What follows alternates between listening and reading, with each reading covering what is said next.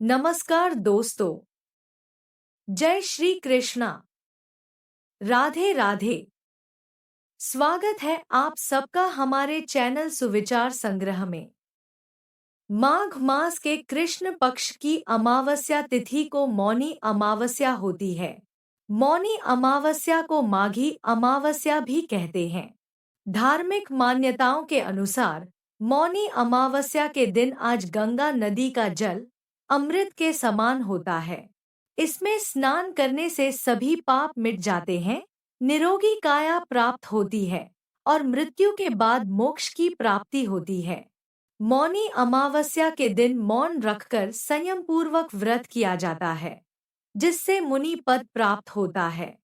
पौराणिक मान्यताओं के अनुसार इस दिन देवतागण पवित्र संगम में निवास करते हैं, इसलिए इस दिन गंगा स्नान का विशेष महत्व होता है। बता दें कि माह की आखिरी तिथि को अमावस्या पड़ती है।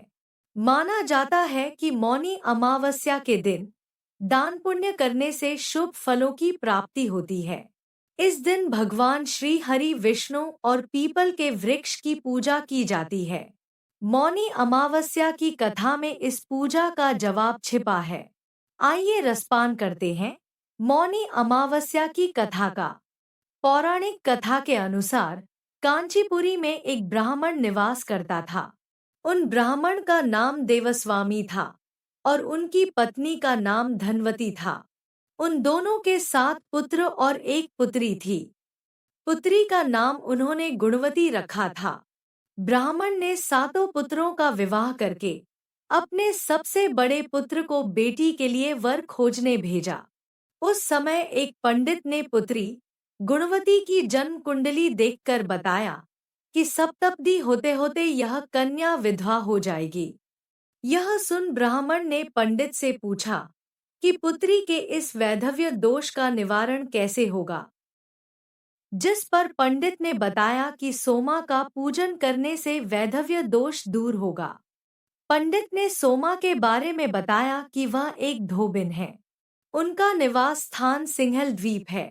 उन्हें पहले प्रसन्न करो और गुणवती के विवाह से पूर्व उन्हें यहाँ बुला लो। ब्राह्मण देवस्वामी का सबसे छोटा लड़का बहन को अपने साथ लेकर सिंहल द्वीप जाने के लिए सागर तट पर चला गया। सागर पार करने की चिंता में दोनों एक वृक्ष की छाया में बैठ गए। उस पेड़ पर एक घोंसले में गिद्ध का परिवार रहा करता था। उस समय घोंसले में सिर्फ गिद्ध के बच्चे थे। गिद्ध के बच्चे भाई बहन के क्रियाकलापों को देख रहे थे। सायंकाल के समय उन बच्चों की माँ आई तो उन्होंने भोजन नहीं किया। वह अपनी माँ से बोले कि माँ, नीचे 2 प्राणी सुबह से भूखे प्यासे बैठे हैं। जब तक वे कुछ नहीं खा लेते तब तक हम भी कुछ नहीं खाएंगे।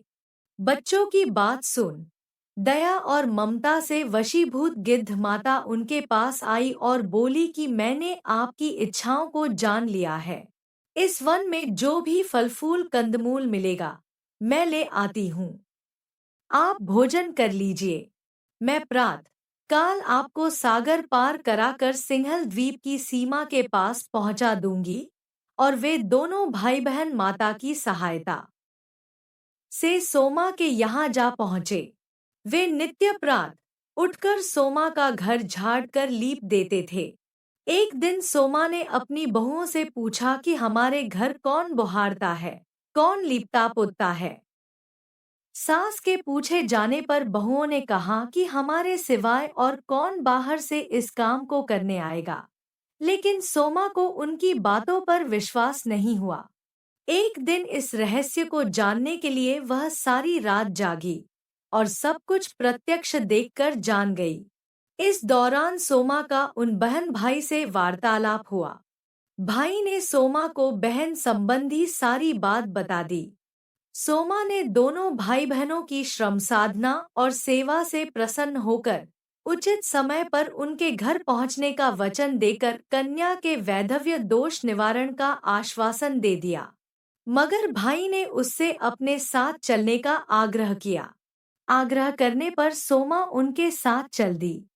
चलते समय सोमा ने बहुओं से कहा कि मेरी अनुपस्थिति में यदि किसी का देहांत हो जाए तो उसके शरीर को नष्ट मत करना, मेरा इंतजार करना।